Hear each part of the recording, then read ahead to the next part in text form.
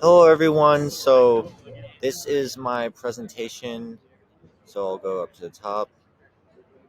So, I'm doing the artifact Shiva, Word of Dance. And here is some information that you guys need to know. So, its form, it was bronze 68.3 times 56.5 centimeters. So, about uh, kind of a child size, about. Um, Precise proportions for a divine figure. Upper left hand holds Agni, flame of destruction. Upper right hand holds the Maru, a drum that disrupts and the that disrupts creation and time. Its right foot is standing on. Oh, my bad. Its right foot is standing on Apasmara. Shiva's hair, the long-haired yogi, expands from the ring of fire that constitutes the universe. Shiva has a calm and tranquil expression representing the demeanor of the god's essence. So, for its function, the circle of fire around Shiva is meant to be cosmic, and it's the continuous creation and destruction of the universe.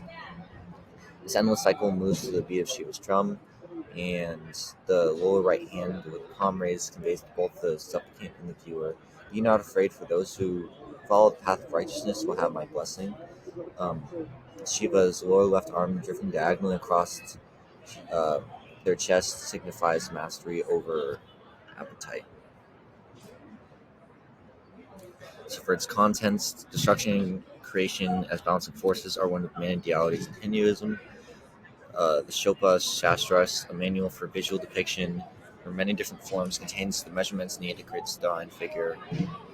The Shiva artist Izar Patkin had a realization that Shiva sculptures are embodiments and forms of Shiva instead of representations.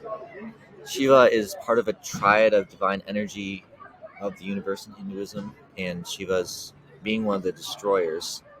Shiva is the destroyer, Vishnu is the wise preserver, and Brahma is the creator. Shiva statues would have red and green clothes and jewelry to show their sublimity while in human form.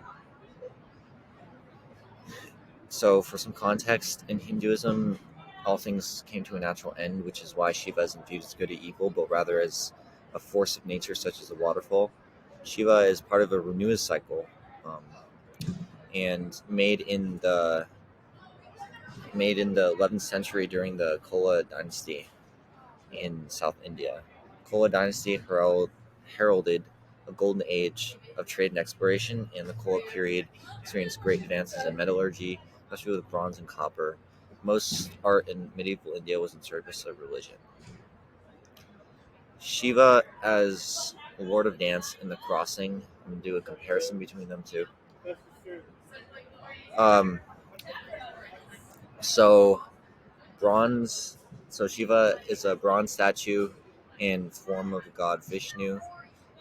It's made for mobility, and um, or sorry, it's not the form of the god Vishnu. That was a typo. It was a form of the god Shiva. It's made for mobility. It's cosmic, and it was made in medieval southern India.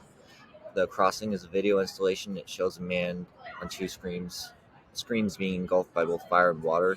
It's symbolic of many uh, religious figures, both um, both in Hinduism and Christianity, um, Judaism. It's symbolic for a lot of sort of Messiah figures, and made in it was made on a computer and increases the viewer's awareness for detail. So that's my comparison. Thank you guys for listening.